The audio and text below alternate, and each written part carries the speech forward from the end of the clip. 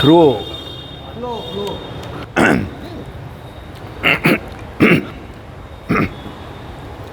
સ્વામિનારાયણ હરે સ્વામિનારાયણ હરે. તારીખ આજે 17 જુલાઈ 2025. આપણે હવે આજે આ વ્યાસસૂત્રનું શ્રીભાષ્ય જે છે તેમના 2-3 દિવસ માટે થોડુંક અટકાવી રાખીએ છીએ. આ ગઢડા મધ્યનું 10મું વચનામૃત જે થોડું રસપ્રદ છે. એટલે તત્વજ્ઞાન જે છે તે તત્વજ્ઞાન ઘણી વખત શું હોય કે એમાં થોડોક વચ્ચે થોડો બ્રેક વિરામ આપવો પડે. એટલે 2-3 દિવસનો થોડોક આ વિરામ આપી અને આ ગઢડા મધ્યનું 10મું વચનામૃત છે એનો આ બીજો ભાગ છે. આ વચનામૃતના 2 ભાગ છે. એમાં બીજો ભાગ જે છે તે મને જરા એવું લાગ્યું કે એમાં ભક્તિનું પ્રધાનપણું જે છે એ ચલાવવા જેવું હતું, એટલે આપણે ચલાવીએ છીએ. પછી શ્રીજી મહારાજ વાડી થકી દાદા ખાચરના દરબારમાં પધાર્યા અને ઉગમણે દ્વાર ઓરદાની ઓસરીએ ઢોલિયા ઉપર વિરાજમાન થયા અને પોતાના મુખારવંદીની આગળ પરમહંસ તથા દેશ દેશના હરિભક્તની સભા ભરાઈને બેઠી. પછી શ્રીજી મહારાજે નાના પરમહંસને બોલાવીને પરસ્પર ચર્ચા કરાવી અને પછી અચિંત્યાનંદ સ્વામીએ પૂછ્યું જે જ્ઞાન વૈરાગ્ય અને ભક્તિ એ ત્રણને વિશે ભગવાનના સ્વરૂપમાં પ્રીતિ થયાનું વિશેષ કારણ કોણ છે? મસ્ત સવાલ છે ને. આપણે મંદિરે આવનાર જેટલા પણ વ્યક્તિ જે છે, જે હરિભક્તો જે છે, મુમુક્ષુ છે, એના માટે આ બહુ મહત્ત્વની બાબત છે. કારણ કે એને મુમુક્ષુ છે તો કોઈ પણ રીતે શું છે, ભગવાનને વિશે હેત થવું જોઈએ. બરાબર? તો ભગવાનને વિશે પ્રીતિ એટલે કેવી બાજુ વિશેષ કારણ કોણ છે પ્રીતિ થયાનું? ભાઈ જ્ઞાન છે, વૈરાગ્ય છે કે ભક્તિ છે? એ ત્યાં પેલા લોકો એક મેં વસ્તુ જોઈને કે people don't have any type of sense in India. આ કાર્બન હોય ને તો અહીંયા લાગે, લિટરલી લાગે, મને તરત લાગે. એટલે આપણે ત્યાં એવું કોઈ સેન્સ જ નથી. કે આપણે ત્યાં શું છે કે લોકો બધા દિવસે બહુ સેન્સલેસ થતા જાય છે. સંવેદના મરી પરમારેલી છે. બસ જેને જેમ જે ફાવે તે કરવા તૈયાર થઈ ગયા લોકો એમ. ચાલો, પછી એ પ્રશ્નનો ઉત્તર કોઈથી થયો નહીં. પછી શ્રીજી મહારાજ બોલ્યા જે લ્યો એ પ્રશ્નનો ઉત્તર અમે કરીએ છીએ. જ્ઞાન વૈરાગ્ય અને ભક્તિ તેનું રૂપ જુદું જુદું કહીએ. જો આ ભગવાનનો જવાબ આપવાનો સૌથી જોરદાર સારામાં સારો આપણે કહીએ ને તરીકો. એટલે ભગવાન પહેલાં શું, એવું એક વસ્તુ યાદ રાખજો, તમારો ઓપિનિયન કોઈ પણ જગ્યા પર ગમે તે હોય, but never thrust upon your opinion. જેમ કોંગ્રેસ પક્ષ કે ગાંધી પરિવાર રાહુલ ગાંધીને ભારતના સૌથી મજબૂત નેતા તરીકે થર્સ્ટ ઓપન કરવાની વાત કરે છે આખા દેશ ઉપર, એવું ન કરતા. પબ્લિક મૂર્ખ નથી. You cannot make fool of public. એ વ્યક્તિને ધીરે રહીને નીચેથી જો એ સેવા કરવાનું ચાલુ કરે, કામ કરવાનું ચાલુ કરતે અને એ આ લેવલ પર અત્યાર સુધી પહોંચ્યો હતો ને તો અત્યારે he would have done something great. પણ એ શું સીધો બેસી ગયો ને કોંગ્રેસના પ્રમુખ તરીકે. હવે સીધા બેસી જાય પછી તમારે એને પ્રૂવ કરવું પડે કે હું એવો છું એમ. તમે પ્રૂવ ન કરી શકો એટલે પછી બહુ તકલીફ ચાલુ થઈ જાય. સમજો? એટલે કોઈ પણ દિવસ તમારો ઓપિનિયન હોય ને એ બીજા ઉપર ઠોકી નહીં બેસાડવાનો. ભગવાનની આ સ્ટાઇલ છે. ભગવાનને ખબર છે કે ભાઈ આમાં વિશેષ કારણ શું છે, ધર્મ છે, જ્ઞાન છે કે ભક્તિ છે. પણ ભગવાન કોઈને જબરજસ્તી ઠોકી નહીં બેસાડશે. ભગવાન શું કહેશે, ત્રણના સ્વરૂપને સમજો પહેલાં, પછી ધેન યુ ડિસાઇડ કે તમને આમાં વિશેષ કારણ શું લાગે છે. ભગવાનને વિશે પ્રીતિ થયાનું ધર્મ લાગે છે, જ્ઞાન લાગે છે કે ભક્તિ લાગે છે? સમજો? આ એક રીત હોય છે કે ભાઈ તમે કોઈ પણ જગ્યા પર કોઈ બહુ મોટી ઓર્ગેનાઇઝેશન ચલાવતા હોય કે કોઈ કંપની ચલાવતા હોય તો એમાં તમારે આ પ્રમાણે જે કોઈ મેરિટ્સ ડિસમેરિટ્સ હોય, લાભ ગેરલાભ હોય, તમે જે પ્રોડક્ટ લોન્ચ કરો એના, કે તમે એને કેવી રીતે રજૂ કરવા માગો છો, એના માર્કેટમાં કેવી રીતે જશો, શું તમને એમાં તકલીફ આવી શકે છે, એને કેવી રીતે ઓવરકમ કરશો, તો એ બધું તમારે પબ્લિક જે માર્કેટમાં જવાનું છે કે જે વ્યક્તિએ પ્રોડક્ટ લોન્ચ કરે છે એને પહેલેથી સમજાવવું પડે કે આ પ્રકારની તકલીફો તમને આવી શકે છે. હવે એ ક્યારે થાય કે જે વ્યક્તિ માર્કેટમાં પહેલેથી જઈ ચૂક્યો છે અને જેને અનુભવ છે, જે બેઠો સ્ટ્રેટેજી બનાવે છે ઓફિસમાં, એને કંઈ ખબર નહીં. અહીંયા શ્રીજી મહારાજ છે એટલે ભગવાન પોતે પોતાના અનુભવ સિદ્ધ જ્ઞાન દ્વારા આ પ્રમાણે ત્રણનું સ્વરૂપ સમજાવશે અને પછી કહે છે કે ભાઈ તમે ડિસાઇડ કરો, હવે તમે નક્કી કરો કે તમને આમાં વિશેષ કારણ શું લાગે છે. ધર્મ લાગે છે, જ્ઞાન લાગે છે કે ભક્તિ લાગે છે? હું ક્યાં એવું નહીં, પણ બધાનું સ્વરૂપ સમજો પહેલાં, પછી તમે નક્કી કરો કે તમને શું લાગે છે વિશેષ કારણ ભગવાનને વિશે પ્રીતિ થવાનું. ધર્મ છે, જ્ઞાન છે કે ભક્તિ છે? બરાબર. ચાલો, એટલે ભગવાને શું કહ્યું કે ભાઈ જ્ઞાન, વૈરાગ્ય અને ભક્તિ તેનું રૂપ જુદું જુદું કહીએ છીએ. હવે ચાલુ થઈ ગયો જવાબ. જીવ માત્રને એવો સ્વભાવ છે જે સારું પદાર્થ દેખે ત્યારે તેથી ઉતરતું જે પદાર્થ હોય તેમાંથી સહેજે જ પ્રીતિ તળી જાય છે. બાળપણથી આપણે જોઈએ છે કે ભાઈ આપણે કોઈ સારું પદાર્થ જોઈએ તો પેલું જે બીજું જે પદાર્થ હોય કે જેમાં આપણે થોડી ઘણી પ્રીતિ હોય ને પછી એનાથી વધારે સારું મળે તો પેલું જે ઉતરતું હોય આપણે છોડી દઈએ. ભગવાને કીધેલું ને, કોળી કરતાં રૂપિયામાં ને રૂપિયા કરતાં સોના મોરમાં વધારે માલ. એવું કે ભાઈ કોળી છે તો કોળી છે, એના કરતાં રૂપિયો મોટો થઈ ગયો અને રૂપિયા કરતાં સોના મોર. હવે એ વાત અલગ છે, અત્યારે રૂપિયા ગગડી ગયા બધા, બરાબર. બાકી એક સમયમાં રૂપિયાની પણ એક કિંમત હતી, આપણા સોના ચાંદીના સિક્કા આવતા હતા, બરાબર. પણ એટલે કહેવાનો મતલબ શું છે કે જીવનો ₹1 ઇઝ ઇક્વલ ટુ $1. સત્યાનાશ આપણાવાળાએ જ વાયરું છે ને. 7 વર્ષની સજા છે, એક એનું મૂલ્ય તો ભારતીય કાનૂનમાં 7 વર્ષની સજા છે, કોઈ પણ સ્ટેપ ઉપર. ચાલો, એટલે જીવ માત્રનો સ્વભાવ શું છે? સારું પદાર્થ દેખે એટલે તેથી ઉતરતું પદાર્થ હોય તેમાંથી સહેજે પ્રીતિ ટળી જાય. માટે ભગવાનનું જે અક્ષરધામ છે તેને વિશે જે સુખ છે તેની આગળ આ માયિક સુખ છે તે તો નકલ જેવું છે, અને અચળ સુખ તો ભગવાનના ધામને વિશે જ છે. માટે પરમેશ્વરની વાત સાંભળતા સાંભળતા જો ભગવાન સંબંધી સુખ ઓળખાય તો જેટલું માયા થકી ઉત્પન્ન થયું છે તે સર્વે તુચ્છ જણાય. અને જેમ તાંબાનો પૈસો કોઈક પુરુષના હાથમાં હોય તેને જ્યારે પૈસા માટે સોનામોર કોઈ આપે ત્યારે ત્રાંબાના પૈસામાંથી એ ઉતરી જાય છે, એવી રીતે જ્યારે ભગવાન સંબંધી સુખમાં દ્રષ્ટિ પહોંચે ત્યારે જેટલું માયિક સુખ છે તે સર્વે થકી વૈરાગ્ય પામે છે અને એક ભગવાનની મૂર્તિમાં જ હેત થાય છે. એ વૈરાગ્યનું સ્વરૂપ છે. હવે અહીંયા જે પહેલા શબ્દ જે વાપરો ને, સૌથી વધારે સુખ છે, એટલે ભગવાનનું જે અક્ષરધામ છે તેને વિશે જે સુખ છે તે આગળ જે આ માયિક સુખ છે તે તો નકલ જેવું છે, અને અચળ સુખ તો ભગવાનના ધામને વિશે જ છે, બરાબર. હવે આ ભગવાનના ધામને વિશે સુખ છે એટલે ધામની અંદર સુખ નથી, ધામની અંદર રહેલા ભગવાનમાં સુખ છે, એવી વાત છે, સમજો. ધામનો મહિમા જે છે તે ધામીથી છે. હવે અહીંયા ધામ એવો શબ્દ પ્રોપર કેમ વાપરો છો? કારણ કે ભગવાનનો સંગ તો તમને અહીંયા પણ છે. એટલે કોઈ એવી દલીલ નહીં કરે ને કે ભાઈ ભગવાનનો સંગ તો અહીંયા પણ છે તો અક્ષરધામમાં જવાની કાં જરૂર છે? એટલા માટે અહીંયા કહ્યું કે અક્ષરધામમાં જે ભગવાનની મૂર્તિ છે એને વિશે જ્યારે પેલાને હેત થાય કે સમાધિને વિશે એ મૂર્તિ દેખાય કે એ પ્રત્યક્ષ એ ભગવાનના ધામમાં જીવ જ્યારે જાય ત્યારે એને ભગવાનની મૂર્તિનું જે સુખ આવે છે તે અહીંયા નથી આવતું, કારણ કે અહીંયા માયાનું આવરણ છે ને વચ્ચે, એટલે આ શબ્દ વાપરો છો. એક એક શબ્દનો મહિમા છે, સમજો. ભગવાને શું કહ્યું? ભગવાનનું જે અક્ષરધામ છે તેને વિશે જે સુખ છે તેની આગળ જે આ માયિક સુખ છે, એટલે અહીંયાનું જે માયાનું સુખ છે, કારણ કે ભગવાનના ધામમાં ક્યારે જાય? પેલો માયાના હસ્તાવરણને ભેદીને વચ્ચે વિરજા નદી છે એમાં પેલો દુબકા ખાઈ જીવ, અને પછી એ ભગવાનના અક્ષરધામમાં કેવો જાય?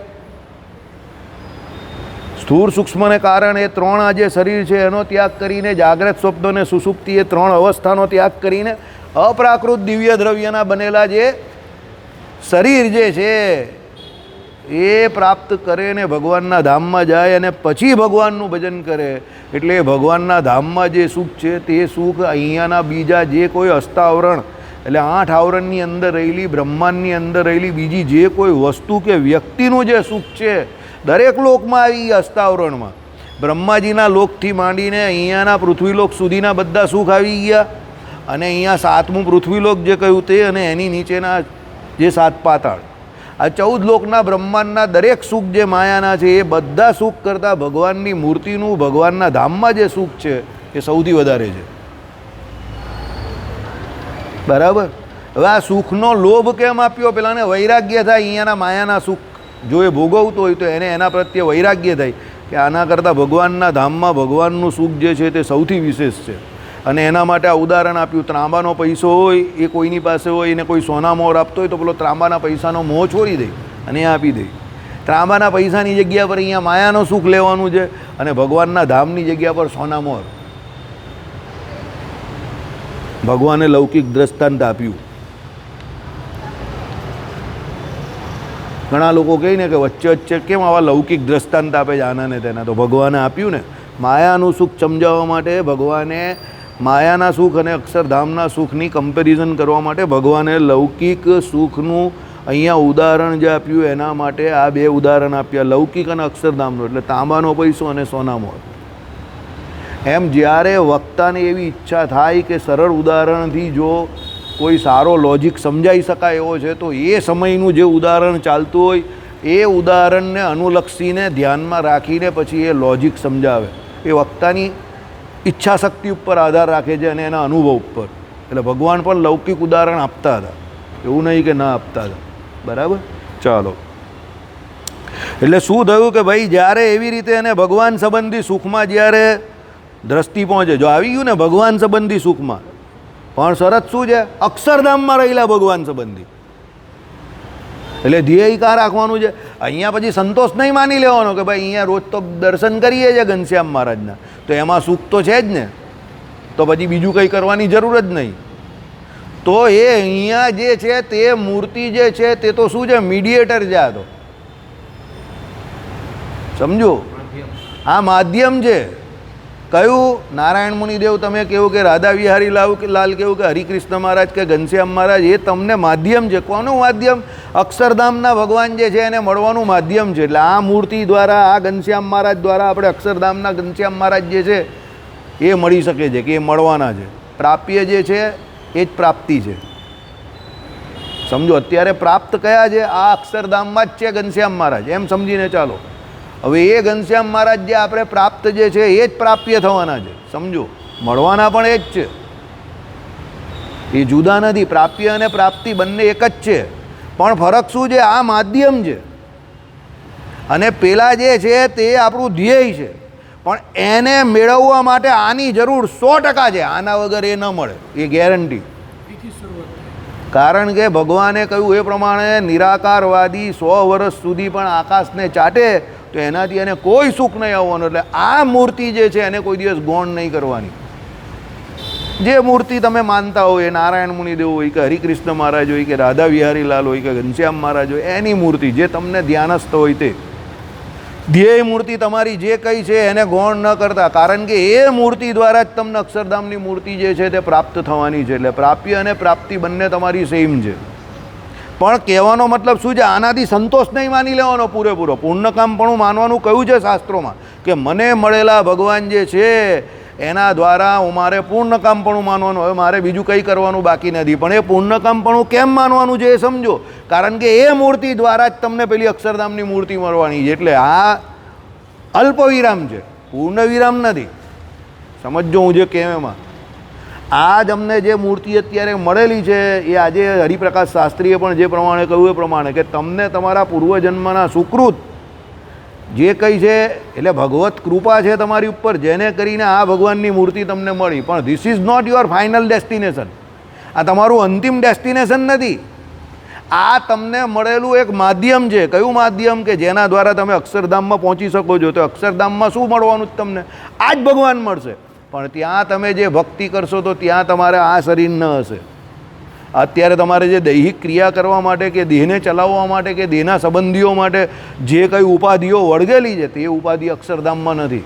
તો એ આ ઉપાધિઓ તમારી શારીરિક જે આદિવ્યાધિ ઉપાધિઓ જે છે એ ટાળવા માટે તમારે અક્ષરધામમાં જવું જરૂરી છે. અને અક્ષરધામમાં ભગવાનની મૂર્તિનું સાનિધ્ય જરૂરી છે. તો એના માટે તમારે આ મૂર્તિને માધ્યમ બનાવવાની છે. બહુ સરસ છે, એકદમ અફલાતુન, એકદમ શ્રેષ્ઠ સમજણ.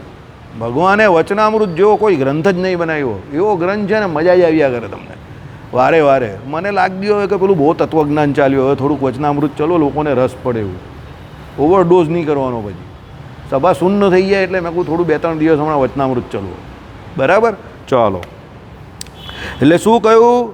એટલે જેટલું માયિક સુખ છે તે સર્વે થકી વૈરાગ્ય પામે છે અને એક ભગવાનની મૂર્તિમાં જ થાય છે. વૈરાગ્યનું સ્વરૂપ છે. વૈરાગ્ય આને જ કયો છે કે ભાઈ જગતમાં બીજી બધી જગ્યા પરથી રાગ જે છે એ તૂટીને ભગવાનની મૂર્તિમાં જે તમને રાગ થાય એ વૈરાગ્ય છે. જો ભગવાનની મૂર્તિમાં રાગ થવો જોઈએ અને જગતમાંથી રાગ તૂટવો જોઈએ, એ વૈરાગ્ય છે.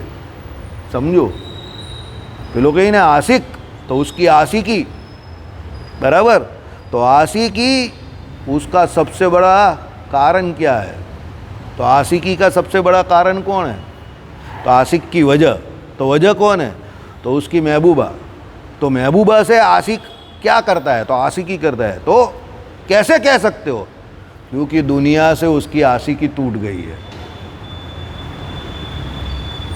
समझो, એને એની જે કોઈ મહેબૂબા છે, પ્રિયા પ્રિયતમા જે કોઈ છે, એને વિશે એવી દ્રઢ આસક્તિ થઈ ગઈ છે જેને કારણે જગતમાંથી એને આસક્તિ તૂટી ગઈ છે। બસ આ વૈરાગ્યની ડેફિનેશન સીધી, કે જગતમાંથી રાગ જે છે તે તૂટી જવો અને ભગવાનને વિશે રાગ થઈ જવો, આ વૈરાગ્ય।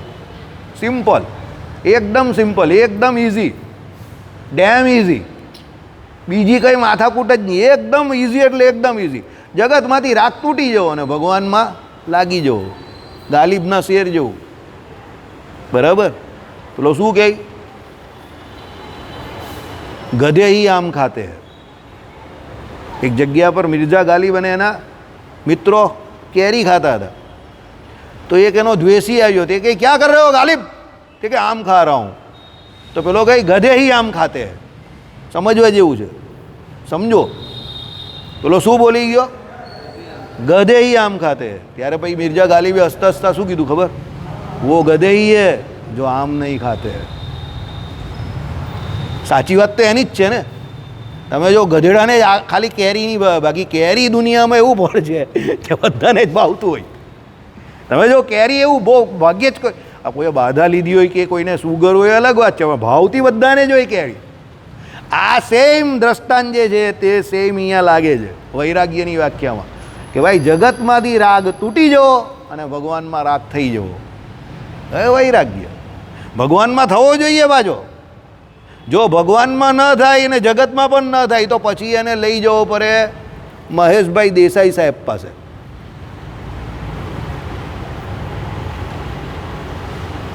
હવે તમે એ નહીં પૂછતા કે મહેશભાઈ દેસાઈ કોણ છે? કોણ છે? સાયકાટ્રિસ્ટ છે। કારણ કે જેને જગતમાંથી પણ રાગ તૂટી ગયો અને ભગવાનમાં પણ રાગ નહીં થઈ ગયો, તો પછી સમજી લેવાનું કે something is wrong with his brain, બરાબર। એને અપટેક પ્રોસિજરમાં ગડબડ થયેલી છે સેરેટોનિનની, એટલે એને મહેશભાઈ દેસાઈ સાહેબ પાસે લઈ જવાનો। એટલે પછી મહેશભાઈ દેસાઈ એને એની હિસ્ટ્રી પૂછે અને પછી ધીરે ધીરે ધીરે એને ટ્રીટમેન્ટ આપે। એ સાયકો થઈ ગયો છે, તો એને જગતમાંથી પણ રાગ તૂટી ગયો અને ભગવાનમાં તો છે જ નહીં। પણ જેને ભગવાનમાં રાગ થયો છે અને જગતમાંથી તૂટેલો છે, તો એ વૈરાગ્ય છે। એવા કોણ હતા? બ્રહ્માનંદ સ્વામી હતા, નિષ્કુળાનંદ સ્વામી હતા, પ્રેમાનંદ સ્વામી હતા। એ બધાને ભગવાનમાં રાગ હતો, પણ જગતમાંથી હાવ તૂટી ગયેલો, સમજો।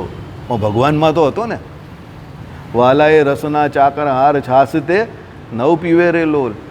નિષ્કુળાનંદ સ્વામી ત્યાગ ન ટકે વૈરાગ્ય વિના, સમજો। બ્રહ્માનંદ સ્વામી કેટલું સોનું પહેરેલું હતું, બધું સોનું છોડીને ભગવાન પાસે આવી ગયા, ભગવાનનું ભજન કરતા હતા। અને હવે આ જીવાએ કરીને દુનિયામાં બીજા કોઈના વખાણ થાય નહીં, હવે તો કોના થાય? ભગવાન પુરુષોત્તમ નારાયણના જ વખાણ કરીશ। એટલે જગતમાંથી રાગ તૂટી ગયો પણ ભગવાનને વિશે થઈ ગયો, આ વૈરાગ્યની વ્યાખ્યા છે, બરાબર। ચાલો હવે આગળ, હવે તમને વધારે મજા આવશે। હવે જ્ઞાનનું સ્વરૂપ કહીએ છીએ, બધા જ્ઞાની બહુ બેઠેલા જ ને। ज्ञानी से बने बैठे मिले ज्ञानी तो करे ज्ञान की बात, और गधे से मिले गधे तो करे लातम लात। હવે આપણે લાતમ લાત નહીં કરવી, આપણે જ્ઞાનની વાત કરીએ। જ્ઞાન નિરૂપણને વિશે બે શાસ્ત્ર છે।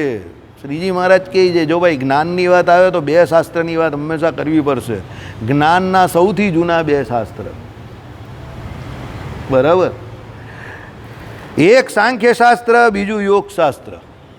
જ્યારે પણ તમે જ્ઞાનની ચર્ચા કરો ત્યારે સાંખ્યશાસ્ત્ર અને યોગશાસ્ત્ર આવશે। તમને એમ થાય કે આકા માથું ખપાવવા આવી ગયું, બરાબર। પણ એક વસ્તુ બીજી પણ છે, મારી બા કે એ પ્રમાણે કારેલા આવેલા છે, આજે ખાઈશું કે કાલે ખાઈશું, આજે કરવા લાગશે કે કાલે કરવા લાગશે, પણ ખાવા તો પડશે જ। એમ તમને લોકોને જ્ઞાનથી બચવા માટે કે તત્વજ્ઞાનથી બચવા માટે તમે લોકોએ શું છોડ્યું? શ્રી ભાષ્ય છોડ્યું। તો તો જ્ઞાને તમારો પીછો છોડ્યો નહીં, એ વચનામૃતમાં આવી ગયું. પેલો કહે ને, तुम जिस गली से मुझे छोड़ने की बात करते हो उसी गली के दूसरे छोड़ पे मैं खड़ा मिलूंगा. એટલે જ્ઞાન એક એવી વસ્તુ છે કે તમે એનો ગમે એટલો પીછો છોડો પણ જિંદગીના દરેક તબક્કામાં જ્ઞાન સિવાય ચાલતું નથી. બરાબર. સાંખ્યશાસ્ત્ર અને યોગશાસ્ત્ર જેમ આકાશ છે તે જે તે પૃથ્વી જળ તેજ વાયુ તેમાં વ્યાપક છે અને આકાશ વિના એક અણુ પણ ક્યાંય ખાલી નથી, તો પણ પૃથ્વી આદિકના જે વિકાર તે આકાશને અડતા જ નથી. તેમ પુરુષોત્તમ ભગવાન છે તેને આકાશની પેટે માયિક વિકાર કોઈ અડતો જ નથી. ભગવાનને કંઈ માયિક વિકાર અડે જ નહીં. બરાબર. ભગવાન કંઈ પણ કરે પણ ભગવાન કરતા થકા શું છે?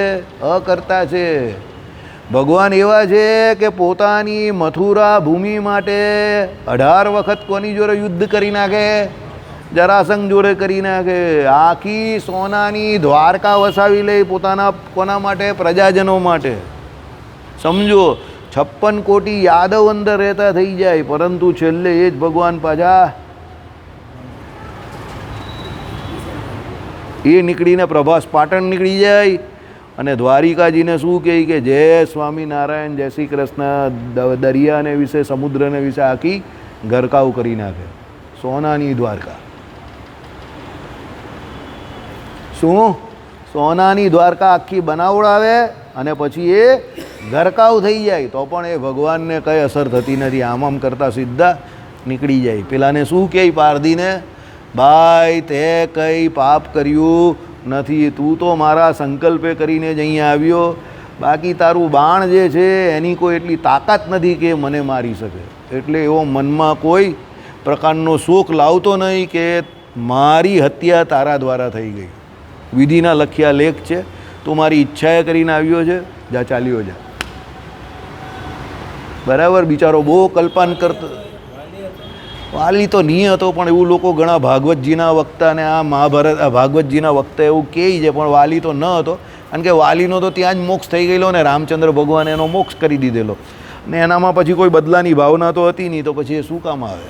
પણ હવે ઘણા વખતે એવું કહે છે એટલે હવે આપણે કંઈ બહુ એમાં શું મગજમારી કરી, કારણ કે એનો તો મોક્ષ થઈ જાય ને રામચંદ્ર ભગવાનનો પ્રત્યક્ષ ને એ તો વૈકુંઠમાં, એ તો વૈકુંઠ તો બાલી તો વૈકુંઠ ધામમાં ચાલ્યા ગયેલા.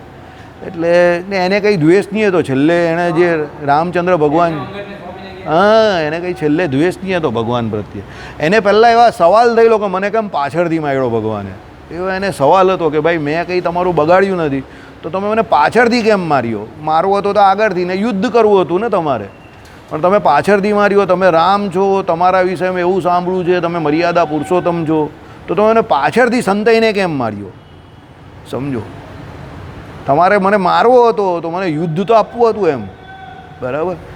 એટલે એનો પ્રશ્ન એવો હતો. ભગવાને એનો જવાબ આપેલો કે ભાઈ અમે આ ઈશ્વાકુ જે છે તે સમગ્ર પૃથ્વીના રાજા છે અને તારી જોડે યુદ્ધ મારે કરવું જ નહીં હતું, કારણ કે તું યુદ્ધ કરવાને લાયક નહીં હતો. તે કામ એવું કરેલું છે. તું અધર્મી છે, તે તારા ભાઈની પત્નીને હઠાગ્રહથી હરી લીધી છે, તો તું મારી જોડે યુદ્ધ કરવાના સન્માનને લાયક નહીં હતો. એટલે મેં તને જેમ કોઈ શિકારી વનમાં કોઈ જંગલી પ્રાણીનો શિકાર કરે એમ મારે તારો શિકાર કરવાનો હતો. આવું કહ્યું રામચંદ્ર ભગવાને એને. તું યુદ્ધને લાયક નહીં હતો એટલે મેં તારો શિકાર કર્યો છે. ક્ષત્રિય જેમ શિકાર કરે ને એમ મેં તારો શિકાર કર્યો છે. મારે તને યુદ્ધ નહીં આપવું હતું. યુદ્ધ તો સન્માનને પાત્ર હોય એને અપાય. ક્ષત્રિય બરોબરીયાને યુદ્ધ આપે. બાલીની આંખમાં આંસુ આવી ગયા કે હાલું આ તો મેં બહુ ખોટું કરી નાખ્યું, તું અધર્મી છે એમ. કહેવાનું તાત્પર્ય શું છે? શત્રુતા કેળવવા માટે કે શત્રુતા બતાવવા માટે પણ તમારે તમારા શત્રુને પાત્ર થવું પડે. રાવણે સીતાજીનું હરણ કરેલું પણ પછી કંઈ નહીં કરેલું, એ કંઈ કરી જ નહીં શકેલો. સમજો. એટલે ભગવાન રામચંદ્રજીએ એની જોડે સામેથી યુદ્ધ કર્યું. ત્યારે બાલીએ બળજબરીથી એના ભાઈની પત્ની જે છે એનું હરણ કરેલું ને એને એની પત્નીની જેમ રાખતો હતો. એટલે ભગવાને એનો શિકાર કર્યો, એને યુદ્ધ નહીં આપ્યું. સમજો. અને બાલીને માર્યા પહેલાં ભગવાન રામચંદ્રજીએ શું કર્યું? સુગ્રીવનો રાજ્યાભિષેક કરી દીધો કે ભાઈ કિષ્કિંધેનો નરેશ હવે કોણ છે? સુગ્રીવ છે. પહેલેથી જ કરી દીધો. અને એ પ્રમાણે પેલાનો પણ કરી દીધો, વિભીષણનો પણ કરી દીધો. સમજો. અને વિભીષણ વિશે તો એવો પ્રશ્ન પણ થયેલો કે કાલે ઉઠીને રાવણ જો તમારી શરણમાં આવી ગયો અને સીતાજી તમને સોંપી દે તો પછી તમે આને લંકાનો રાજા બનાવી દીધો તો પછી તમે શું કરશો? ભગવાન કે એ તો લંકાનો રાજા જ રહેશે, પણ રાવણને હું મારી અયોધ્યા આપી દઈશ. રઘુકુલ રીત સદા ચલી આવી, પ્રાણ જાય બરું બચન ન જાય. જો રાવણ અત્યારે પણ શરણાગતિ સ્વીકારી લે અને સીતાજીને પાછા આપી દે અને મેં વિભીષણને લંકા આપી દીધી છે તો હું મારી અયોધ્યા જે છે તે વગર પૂછીએ રાવણને આપી દઈશ. આટલી તૈયારી બોલો રામચંદ્ર ભગવાન. રામ એટલે રામ. રામ ઉપમાએ વર્જિત છે. રામ બનવું અશક્ય છે, નોટ પોસિબલ. ટેક એટલે કેવી ટેક અને કેવી વાત. અને રાવણને ત્યાં જઈને એમના પત્નીનું હરણ કર્યા પછી પણ ભગવાને બહાર આવીને સમુદ્ર લાંઘ્યો પછી પણ રાવણને કહ્યું, રાવણ હજુ પણ કહું છું માની જા, સીતાને પાછી આપી દે. તારું આખા કુટુંબે સહિત તારો નાશ જે થાય છે તે બચી જશે, નહીં તો નક્કી વાત છે કે તું કુટુંબે સહિત મરી જશે. કારણ કે અમે રઘુકુળવાળા છે, અમે એક વખત જે વસ્તુ થાની એ કરવાના જ છે. અને એના રાજા જે રઘુ હતા, રામજીના જે પૂર્વજ, એનું ચરિત્ર પણ બહુ જોરદાર હતું. એ તો મેં તમને આગળ કહ્યું જ હતું. એ રઘુનું જે બાણ હતું બ્રહ્માજીએ જે લીધેલું રઘુ પાસે, એ જ રાવણે એના અંતઃપુરને વિશે સંતાડેલું એક થાંભલાને વિશે, અને હનુમાનજી એ બાણ મંદોદરી પાસેથી એને કહીને પાછા તોડીને લઈને આવેલા ત્યાંથી એ પેલું જે હતું તે. અને એ બાણ જે 31મું હતું એના દ્વારા જ રાવણનો જે અહીંયા અમીનો એટલે અમૃતનો કૂવો જે હતો એ સુકાયો અને રાવણ મરેલો હતો. એક સાથે 31 બાણ છૂટેલા અને એના દ્વારા રાવણને મારેલો ભગવાન. એમાં 31મું બાણ જે હતું તે એનો જે અમૃતનો કૂવો હતો એ સૂકવવા માટેનું હતું. અને એ બાણ બીજું કોઈ નહીં, રામચંદ્ર ભગવાનના પૂર્વજ જે રઘુએ રાવણને મારવા માટે બાણ ઉગામેલું એ જ બાણ હતું. રઘુ કોની પાસે? એ હું તમને કહું ને, એટલે તો હું આ વાત કહું છું. રઘુએ જ્યારે બાણ એ ચલાવવા માટે કાઢ્યું, રઘુએ કેમ કાઢ્યું એ પણ તમને કહું. રઘુએ એની જોડે યુદ્ધ કરવાની ઈચ્છા હતા, કારણ કે રાવણ બ્રાહ્મણ હતો. પહેલી વખત આવી અને છોડી દીધો. બીજી વખત રાવણને એવી ખબર પડી કે રઘુના પત્ની જે છે તે બહુ જોરદાર પતિવ્રતા છે, તો એનું જે સામર્થ્ય રઘુનું જે છે તે એની પત્નીને લઈને છે. તો રઘુનું રૂપ લઈને રાવણ આવ્યો અયોધ્યા. તો રઘુના પત્ની હતા, એણે દૂરથી કહી દીધું કે પેલો કોઈ એમ કહે કે નિશાચર રાક્ષસ આપણે ત્યાં રાજા રઘુનું રૂપ લઈને આવેલો છે, એને ઉચકીને બહાર ફેંકી દો, નજરમાં નહીં આવવા દો. આવું કહ્યું. એને દૂરથી ઓળખી નાખ્યો. રઘુનું રૂપ લઈને આવેલા રાવણને એની પતિવ્રતા સ્ત્રીએ આમ જ ઓળખી નાખ્યો. એટલે રાવણને પકડી લીધો. પછી રઘુએ એને કહ્યું કે હવે તને નહીં છોડીશ. કેમ? કે આજે તે જે કામ કર્યું છે કાબિલે માફી नहीं है, ये गुनाह माफ करने के लिए नहीं होता है, ये गुनाह अजीम है, इसकी तो सजा मिलेगी, बरोबर मिलेगी. એટલે પછી રઘુએ બાણ કાઢ્યું કે હવે તો આ બાણ જે છે તે રાવણનો નાશ કરીને જ આવશે. એટલે બ્રહ્માજી ઉપરથી દોડતા દોડતા આવ્યા. ઓય ઓય ઓય ઓય ઓય, what are you doing man, why, stop stop stop. Raghu કહી કેમ ભાઈ? અરે ભાઈ, તારા કુટુંબમાં ભગવાન વિષ્ણુનો અવતાર થવાનો છે ને એના દ્વારા રાવણને મારવાનો, તું 3 પેઢી પહેલાં બધું પૂરું કરી નાખશે તો પછી પેલા અવતારના ચરિત્રનું શું? ભગવાન આવવાના જ એને મારવા માટે. અહીંયા સ્ટોપ થઈ જાય ભાઈ. પેલો કહે કે બાણ નીકળ્યું એટલે આ તો જવાનો જ આજે, ઇસકા ટિકિટ કેન્સલ. તે કહે ભાઈ તમારામાં એટલી તાકાત છે જ, તમે રઘુ છો, અમે જાણીએ છીએ તમને, પણ તો પણ એમ કહે કે આને અત્યારે મારવાથી વિધિના લખ્યા લેખ જે છે તે મિથ્યા થઈ જશે. અમે લખી દીધું જ પહેલેથી, મેચ ફિક્સિંગ જાતો. તો રઘુ કહે કે હવે શું કરવાનું? તો બ્રહ્માજી એની પાસે આવ્યા અને રઘુ પાસેથી માંગીને એ બાણ લઈ ગયા પોતાના લોકને વિશે. કોણ? બ્રહ્માજી લઈ ગયા કે ભાઈ આનું બાણ તો છૂટશે, તો આ તો અમોક છે, અચૂક છે, આ તો મરશે જ રાવણ, તો સ્ટોરી પૂરી થઈ જશે અહીંયા. લેકિન અભી તો इसको જિંદા રખના હે. બરાબર, 2 પેઢી હજુ બાકી છે. કારણ કે રઘુ પછી અજ પછી દશરથ અને દશરથ પછી રામ, તો હજુ તો 2 પેઢી બાકી હતી. શું કરવાનું? એટલે પછી રાવણને ખબર પડી કે મને મારવા માટે જે બાણ રઘુએ ઉગામેલું એ બાણ બ્રહ્માજી પાસે છે. એટલે એણે બ્રહ્માજીની તપશ્ચર્યા કરી અને બ્રહ્માજીને તપ કરીને રાજી કરીને પછી કહ્યું કે મને પેલું બાણ આપો જેની ઉપર મારું મૃત્યુ લખેલું છે એટલે હું અમર થઈ જાઉં. બ્રહ્માજી કહે લે તથાસ્તુ, બાણ સાચવું છે એમ કરીને બ્રહ્માજીએ બાણ એને જ આપી દીધું. હવે એકચ્યુઅલી આમાં બ્રહ્માજીએ ગેમ કરી ગયા, સમજો.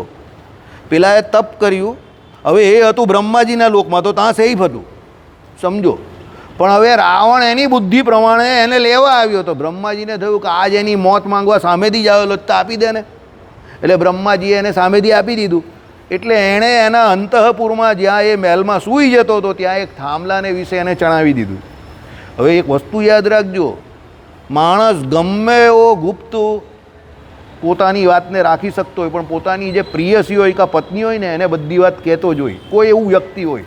એટલે રાવણે આ વાત મંદોદરીને કહી દીધેલી કે આમાં મારી મૃત્યુનું કારણ જે બાણ જે છે, જે મને એમ કે બ્રહ્માજીએ આપેલું છે તે આની અંદર છે. કેની અંદર? થાંભલાની અંદર. ને રાવણ રોજ એની પૂજા કરતો હતો. એટલે મંદોદરીને ખબર. હવે આ વાત વિભીષણને એટલી ખબર કે લંકામાં એ બાણ છે. કયું? રઘુજીવાળું. પણ એ બાણ લંકામાં કઈ જગ્યા પર છે એ વિભીષણને ના ખબર. તે હનુમાનજી કહે કે એ that I will find out, એ હું શોધી નાખા. તે કે એ કેવી રીતે? એટલે હનુમાનજી સીધું બ્રાહ્મણનું રૂપ લઈને લંકામાં ગયા, વિજય ભવા વિજય ભવા વિજય ભવા. એટલે મંદોદરી બહુ ટેન્શનમાં હતા, કારણ કે રાવણના બધા એક પછી એક બધા મોટા મોટા જે કોઈ અતિરથી મહારથી હતા બધા મરતા હતા. એટલે એને થયું કે આ કોણ બ્રાહ્મણ આવ્યો વિજય ભવ કરતા. એટલે કહે કે આશીર્વાદ તમે આપ્યો, કોણ વિજય ભવ? તે કે રાવણ વિજય ભવ.